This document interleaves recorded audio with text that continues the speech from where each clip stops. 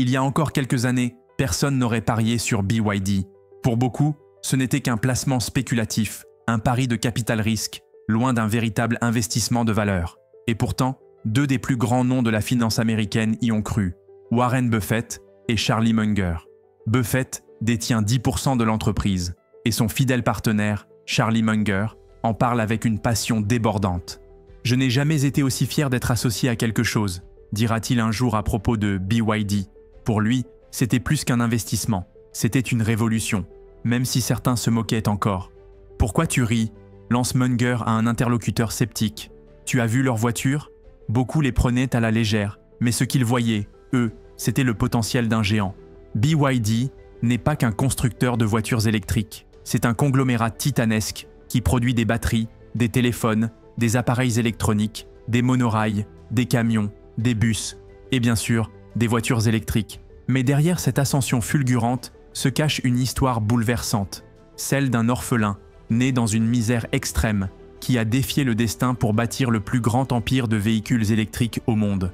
Le fondateur de BYD n'est pas né avec une cuillère en argent, bien au contraire. Il a vu le jour dans une pauvreté extrême, à une époque particulièrement trouble de l'histoire de la Chine. Nous sommes en 1966. Mao Zedong lance la révolution culturelle. Le pays est encore meurtri par les ravages de la Seconde Guerre mondiale, la guerre civile et une famine dévastatrice. Et parmi toutes les régions touchées, la province de l'Anhui est la plus durement frappée. C'est là, dans ce coin oublié de Chine, que naît Wang Chuanfu, le 8 avril 1966. Sa mère, paysanne et femme au foyer, s'occupe de 8 enfants. La famille est pauvre, mais unie. Son père, un menuisier peu instruit, transmet à ses enfants des valeurs fondamentales. L'honnêteté, la confiance, le travail acharné et la bonté. Petit, Wang regarde son père construire des objets de ses mains. Une image qui marquera durablement son esprit. Mais à 13 ans, tout s'effondre. Son père est diagnostiqué d'un cancer du foie. Trop malade pour continuer à travailler, il s'éteint peu après, laissant la famille démunie. Les 5 grandes sœurs de Wang se marient à la hâte pour alléger la charge familiale. Son frère aîné, âgé de 18 ans, abandonne ses études pour travailler. Quant à la plus jeune sœur, la famille n'a d'autre choix que de la confier à une famille d'accueil. Wang comprend alors que le seul moyen d'aider les siens, c'est d'entrer dans un lycée professionnel afin d'obtenir un emploi d'État, stable et rémunéré. Wang s'applique à l'école, déterminé à changer le destin de sa famille. Mais après seulement 2 ans d'efforts, un nouveau drame survient. Depuis la mort de son mari, la mère de Wang était devenue le pilier du foyer. Elle travaillait dur dans les champs pour subvenir aux besoins de ses enfants. Mais un jour, elle s'effondre brutalement et décède avant même d'arriver à l'hôpital. La nouvelle lui parvient alors qu'il passe ses examens de fin de collège. Pris de panique, Wang quitte la salle et rentre en urgence. Ce geste lui fait perdre sa chance d'intégrer l'école professionnelle. Il venait de perdre bien plus que sa mère. Il venait de voir s'effondrer son seul espoir d'un avenir stable.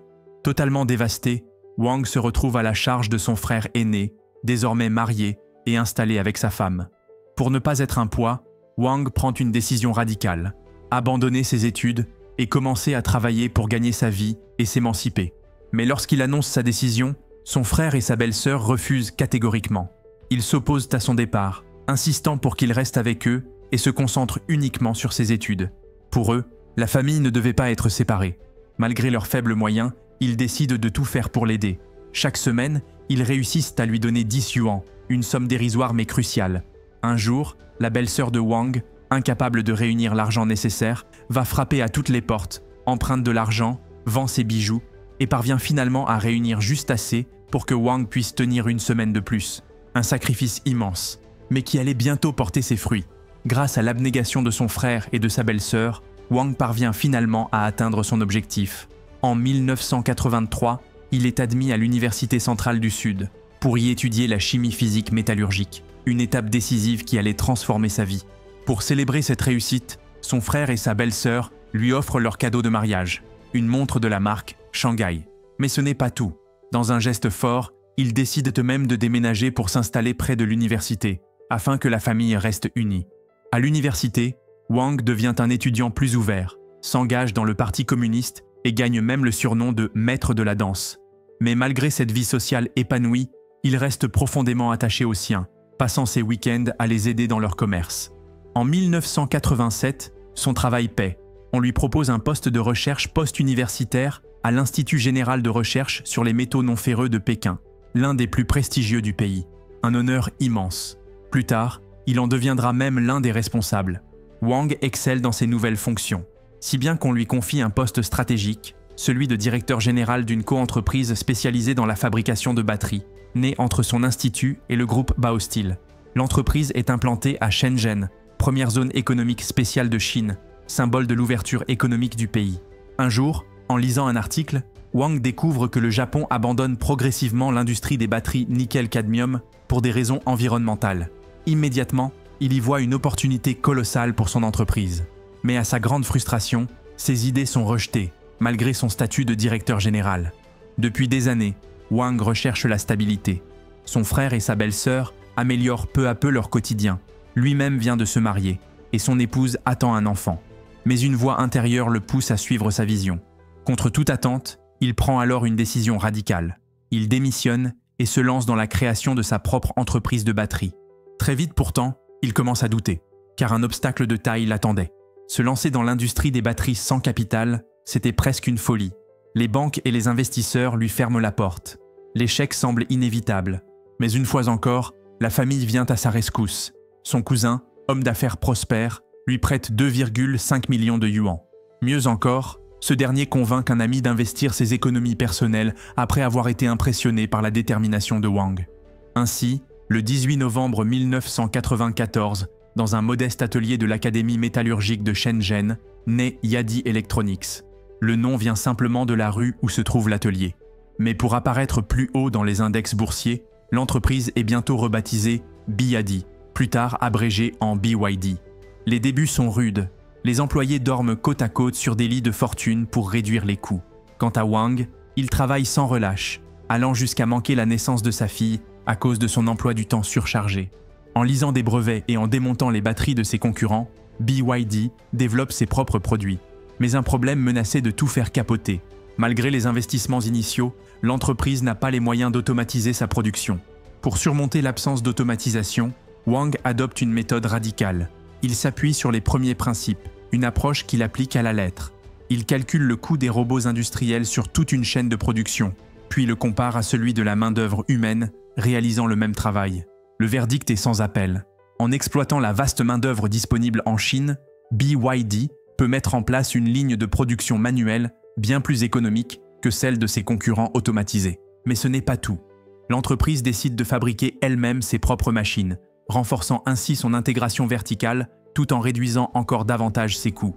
Cette stratégie d'indépendance industrielle allait devenir une signature de BYD dans les années à venir. Le pari est payant.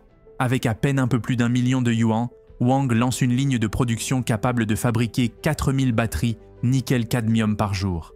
En 1997, BYD devient le plus grand fabricant de batteries de Chine, écoulant 150 millions d'unités en seulement 3 ans. La Chine connaît maintenant son nouveau champion. Mais à l'international, personne ne connaît BYD. Pourquoi un géant comme Motorola lui ferait-il confiance? Pour franchir les frontières chinoises, Wang mise sur l'une de ses meilleurs atouts, sa directrice commerciale, Stella Li. Il l'envoie directement au siège de Motorola, l'un des plus grands fabricants de téléphones mobiles au monde, situé en Géorgie, aux États-Unis. Elle débarque avec un anglais approximatif, un simple carton de batterie et une audace incroyable. Son but, convaincre Motorola d'abandonner son fournisseur habituel pour adopter les produits BYD. Au début, son insistance agace, mais à force de persévérance, elle finit par les impressionner. Motorola accepte de lui donner une chance, un pari qui, lui aussi, s'avérera gagnant. Stella Li devient une figure clé de l'expansion internationale de BYD. Plus tard, elle sera nommée directrice générale de BYD Amérique. Avec cette percée, les grands clients commencent à affluer. Et en 2002, BYD se prépare à entrer en bourse à Hong Kong.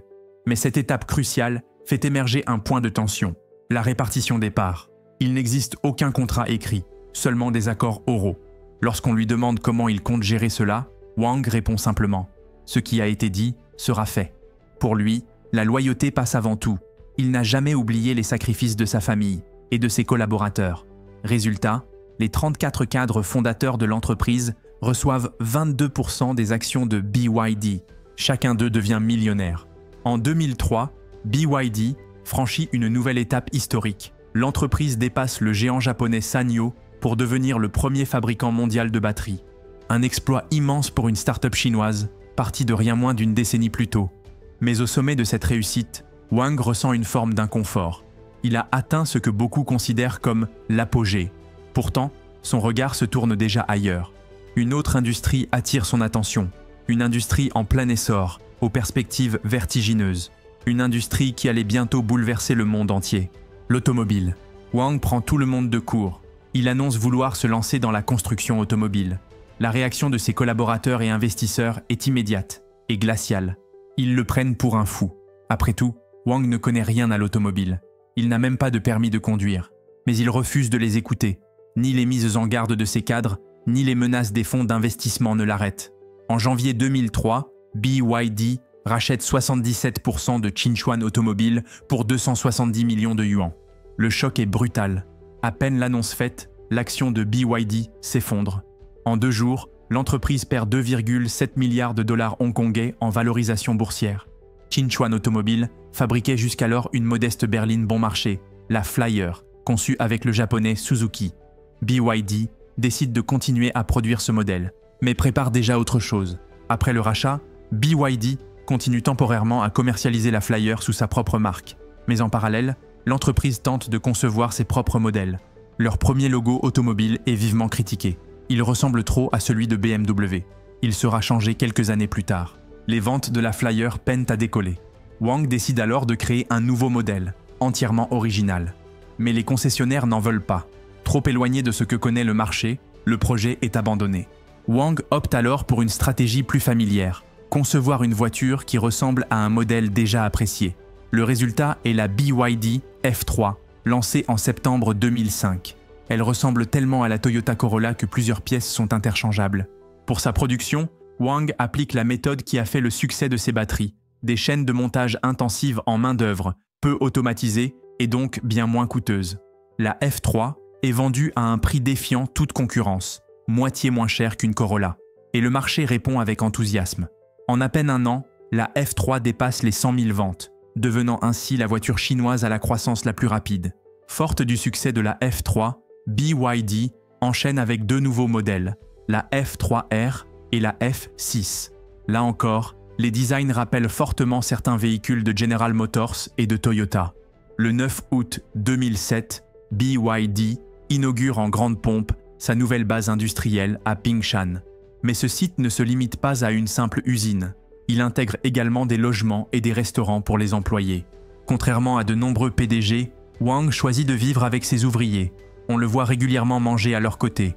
Lors d'un entretien avec CNN, il explique sa philosophie. « En raison de mes fonctions, je suis devenu président de cette entreprise. Mais après le travail, nous sommes tous égaux. Nous vivons et discutons ensemble. C'est notre culture. » Ce jour-là, Wang Chuanfu fixe un cap clair. BYD doit devenir le premier constructeur automobile de Chine d'ici 2015 et un leader mondial à l'horizon 2025. Convaincu de cette vision, il décide que BYD participera au Salon de l'Auto de Détroit en 2008, l'événement automobile le plus prestigieux au monde. Mais un problème se pose.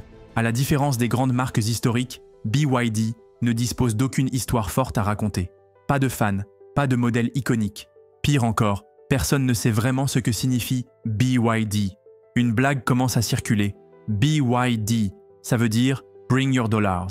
Finalement, la marque opte pour une version plus noble, « Build Your Dreams », un slogan axé sur l'ingénierie et l'éthique du travail, et qui fait aussi discrètement écho à la mémoire du père de Wang, ce charpentier qui a tant influencé son parcours. Mais malgré ses efforts, la participation au salon tourne au fiasco. Tout est précipité. Même la brochure du véhicule n'a pas été correctement traduite en anglais. Le salon de Détroit 2008 tourne vite à la moquerie. Des journalistes lisent à haute voix les phrases bancales de la brochure officielle. Parmi elles, une perle. « Adopt the reclaimed stuff, could be recycled ». Certains se moquent du design. L'avant du modèle ressemble à une Toyota Corolla, l'arrière à une Chevrolet Optra. D'autres filment des portes mal ajustées qui ne ferment même pas correctement. L'un des journalistes publie une vidéo critique accompagnée d'un commentaire cinglant. « Bienvenue à Détroit, revenez quand vous serez prêts ». Mais malgré ce fiasco, quelques experts de l'industrie commencent à prêter attention. Car BYD ne propose pas que des copies maladroites. L'entreprise annonce aussi son intention de lancer certains des tout premiers modèles hybrides et 100% électriques au monde. À l'époque, même les grandes marques américaines peinent à en développer un seul. Mais cette même année, Tesla frappe fort avec le lancement de la Roadster, un véhicule acclamé pour son autonomie et sa vitesse. En comparaison, les modèles BYD paraissent rudimentaires. Tesla prend de l'avance. Son image est celle de la qualité et de la performance. BYD semble à la traîne, mais l'histoire est loin d'être terminée. Contre toute attente, BYD attire l'attention d'un investisseur américain de renom, Charlie Munger, vice-président de Berkshire Hathaway. Séduit par le potentiel de l'entreprise, Munger convainc Warren Buffett d'y regarder de plus près. Après analyse, Berkshire Hathaway décide d'investir 230 millions de dollars pour acquérir 10% du capital de BYD. Cette annonce propulse l'action de l'entreprise à la hausse et propulse Wang Chuanfu parmi les hommes les plus riches de Chine, avec une fortune de 35 milliards de yuan. Les convictions de Wang sur l'avenir de la voiture électrique trouvent enfin un écho favorable dans le monde de la finance. Et en 2009, BYD lance son tout premier modèle 100% électrique, la E6. Mais dans l'euphorie de ce tournant, Wang va commettre une erreur stratégique. Pour concentrer tous ses efforts sur les véhicules électriques, il réduit drastiquement les investissements dans les modèles thermiques traditionnels. Cette décision précipite BYD dans une spirale descendante. Les concessionnaires se détournent de la marque. En 2010, les résultats ne tardent pas à refléter cette erreur stratégique. Le chiffre d'affaires de BYD chute de 8% par rapport au trimestre précédent. Mais c'est surtout la rentabilité qui s'effondre. Les bénéfices nets plongent de 58%. Et l'année suivante, le choc est encore plus brutal. Sur le premier semestre de 2011, les profits s'effondrent de 88,6%. La crise frappe tous les niveaux de l'entreprise. Démissions en cascade, licenciements massifs, problèmes de qualité qui se multiplient. L'image de BYD est sérieusement écornée. Et comme si cela ne suffisait pas, lors d'une émission de télévision américaine, Elon Musk est interrogé sur ce qu'il pense de BYD. Sa réponse ? Un rire moqueur, en direct.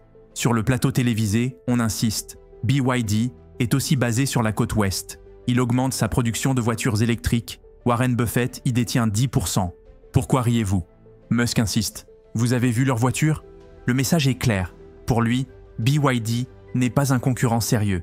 Pour Wang, c'est un moment critique. L'entreprise vacille, l'image publique est en lambeaux et le doute s'installe jusque dans ses propres rangs. La prochaine décision pourrait sceller le sort de BYD. Wang sait qu'il n'a plus droit à l'erreur. Il doit restaurer la réputation de BYD. Il décide alors de frapper fort. Un jour, il se rend chez un concessionnaire Mercedes et achète une S-Class, le modèle le plus luxueux du showroom.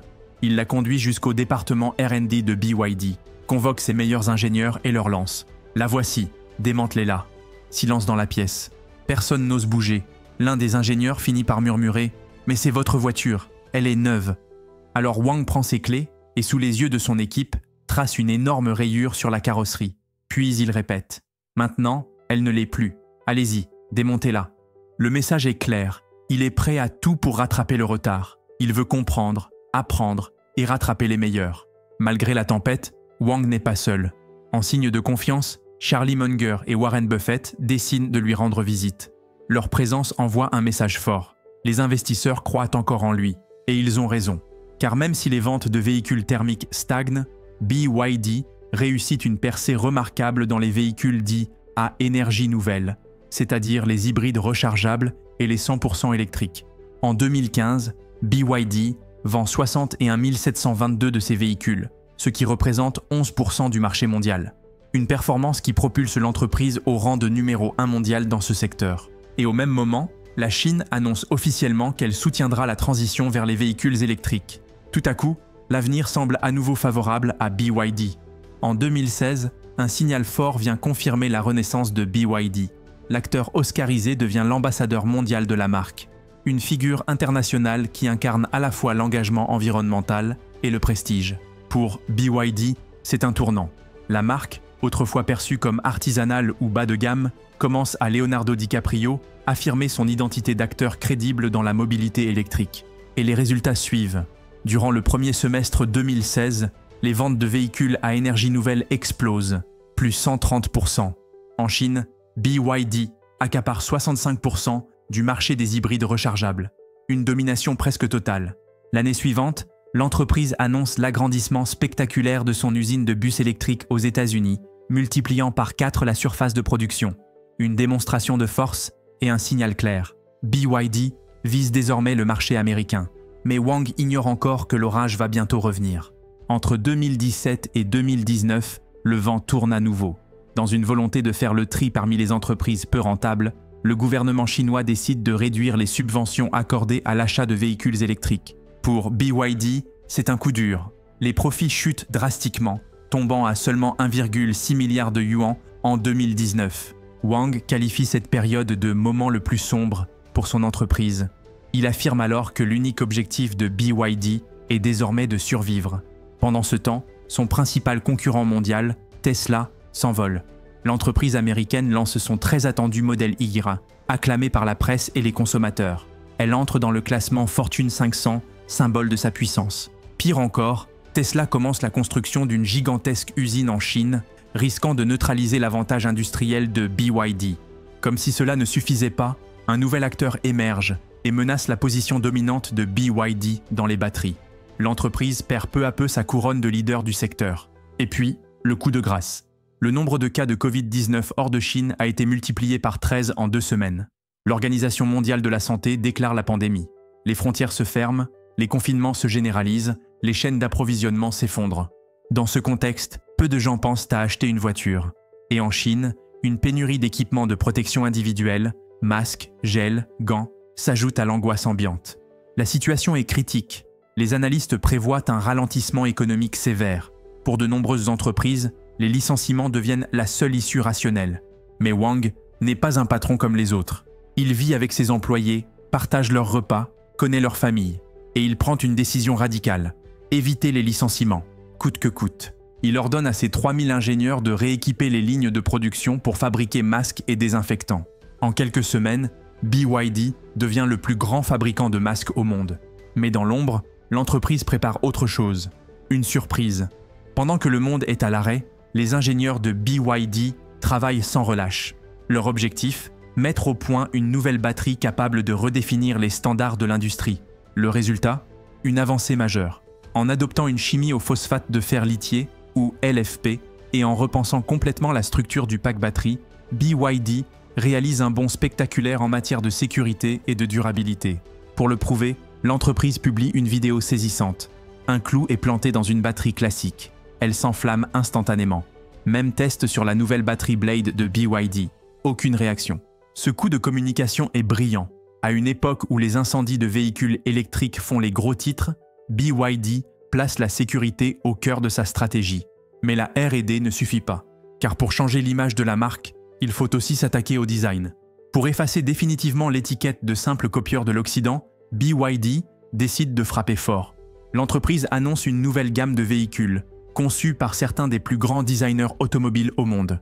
Cette fois, la cible est claire. Tesla, leader incontesté du 100% électrique. Fin 2020, BYD dévoile la Han, une berline électrique haut de gamme. Et là, surprise, son design raffiné, sa qualité de finition et son habitacle luxueux surpassent même ceux des modèles Tesla. En choisissant de nommer la voiture Han, du nom d'une dynastie impériale chinoise, Wang Chuanfu envoie un message fort. Ce véhicule est un symbole du progrès et de l'innovation de la Chine. Mais l'offensive ne s'arrête pas là. BYD enchaîne avec une série de SUV et de berlines sportives. Objectif, occuper tous les segments où Tesla est présent. Entre 2020 et 2023, les ventes explosent.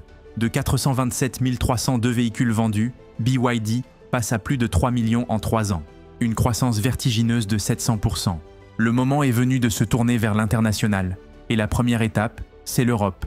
En 2023, BYD se présente au prestigieux Salon international de l'automobile de Munich, en Allemagne. L'objectif est clair, prouver que sa technologie dépasse celle de la plupart de ses concurrents. Il faut dire que l'année précédente, l'entreprise avait pris une décision radicale, abandonner définitivement la production de voitures thermiques. Désormais, BYD est entièrement tourné vers l'électrique. Même Elon Musk reconnaît les progrès de son ancien rival. Il déclare que les voitures BYD sont désormais très compétitives. Mais ce succès fulgurant s'accompagne d'un retour de bâton. Dans les médias occidentaux, les articles se multiplient, dénonçant une prétendue invasion chinoise du marché des véhicules électriques. l'image de BYD commence à se dégrader. Et pire encore, les ventes en Europe sont un échec cuisant. La première année, la marque ne représente que 1,1% du marché. Pourtant, en Chine, BYD est le numéro 1 incontesté, et même le premier vendeur de véhicules à énergie nouvelle au monde. Mais ce que les experts rappellent, c'est que 90% de ces ventes sont réalisées en Chine. Le doute s'installe. BYD a-t-elle vraiment les épaules pour devenir une marque mondiale? En Europe, les débuts de BYD sont encore plus compliqués que prévu. De nombreux clients n'adhèrent pas à la philosophie de la marque. Le slogan « Build Your Dreams », perçu comme inspirant en Chine, ne trouve pas écho sur le vieux continent. Certains acheteurs vont même jusqu'à retirer l'inscription de leur véhicule, publiant des vidéos explicatives sur YouTube pour montrer comment faire. Pour BYD, c'est une gifle. L'entreprise peine à comprendre les attentes du public européen. Les ventes sont décevantes, l'image ternie, mais le pire reste à venir. En septembre 2023, la Commission européenne lance une enquête officielle contre les constructeurs chinois de voitures électriques, accusés de bénéficier de subventions déloyales de la part de Pékin. L'enjeu est clair. Si les accusations sont confirmées, l'Union pourrait imposer des droits de douane élevés, menaçant directement les ambitions de BYD. Et pendant que l'Europe ouvre un front commercial, les États-Unis sont déjà passés à l'étape suivante. Aux États-Unis, la situation est encore plus verrouillée. Depuis des années, les médias américains multiplient les articles alarmistes sur les véhicules électriques chinois. Certains vont jusqu'à qualifier les voitures BYD de menaces pour la sécurité nationale. Le message est clair, les portes du marché américain sont fermées. Face à cette hostilité grandissante, BYD tente une réponse symbolique. L'entreprise publie une vidéo célébrant toutes les marques automobiles chinoises devenues des concurrents sérieux à l'international.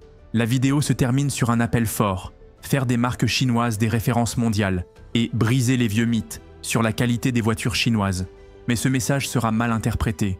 Dans la vidéo, la phrase « briser les vieux mythes » devient, dans certaines traductions occidentales, « démolir les vieilles légendes ». Une nuance qui change tout. Très vite, les médias occidentaux s'emparent de cette formulation. Le message initial de fierté nationale est transformé en une prétendue déclaration de guerre commerciale. Le ton monte. Pour beaucoup, BYD ne cherche plus seulement à conquérir des parts de marché, mais à écraser symboliquement les grandes marques historiques de l'automobile occidentale. C'est un désastre de communication. Et à ce moment précis, alors que les tensions sont à leur comble, un coup de théâtre va rebattre les cartes. Et il viendra d'un endroit inattendu, le Brésil.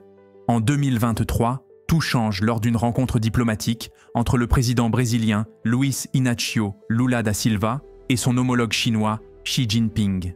Lula, ancien ouvrier de l'automobile, soulève une question concrète. Existe-t-il un constructeur chinois prêt à relancer une usine abandonnée par Ford dans l'état de Bahia?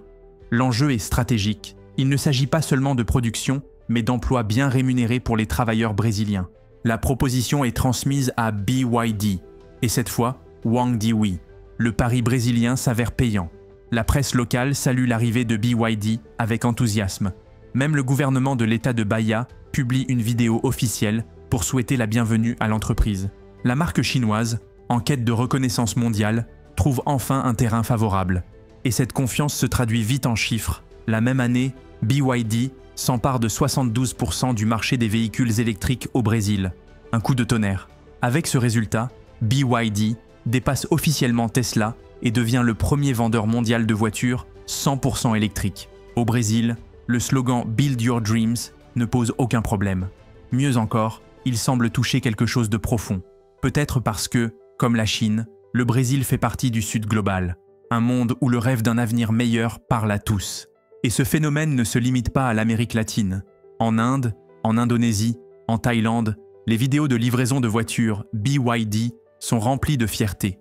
Familles réunies, rubans accrochés au capot, photos en habits de fête. Certains vont même jusqu'à faire bénir leur véhicule par un prêtre. Il y a quelques années encore, une voiture électrique semblait réservée aux riches clients de Tesla. Mais BYD a changé la donne, en rendant cette technologie accessible à ceux qui n'auraient jamais pu se la permettre. Ce sentiment d'appartenir à l'avenir, Wang Chuanfu sait mieux que quiconque ce qu'il représente. C'est sans doute pour cette raison qu'il participe personnellement à certaines livraisons de véhicules BYD. Car lui, plus que quiconque, sait ce que cela signifie de passer du désespoir à l'espoir. L'ascension de BYD est vertigineuse. D'un petit atelier à Shenzhen, l'entreprise est devenue un géant mondial. Et le plus ironique, aujourd'hui, ce n'est plus BYD qui s'inspire de Toyota, mais Toyota qui collabore avec BYD pour produire ses propres véhicules électriques et hybrides. Autre revirement spectaculaire, Elon Musk, qui autrefois se moquait publiquement des voitures BYD, achète désormais ses batteries, chez eux. Et dans cette aventure, un homme n'a jamais cessé de croire en Wang Chuanfu, Charlie Munger. En 2019, lors d'une réunion d'investisseurs, il rend hommage à celui qu'il considère comme un héros silencieux, le frère aîné de Wang. « Je suis profondément impressionné par BYD », déclare Charlie Munger. « C'est l'une des plus grandes satisfactions de ma vie. » Puis il ajoute, ému, « Wang Chuanfu est le 8e fils d'un paysan. Mais c'est son frère aîné, voyant en lui un génie, qui a tout sacrifié pour l'élever, pour lui donner une chance de sortir de la pauvreté. Voilà ce qu'est le confucianisme. Et c'est ce confucianisme qui a en partie créé BYD.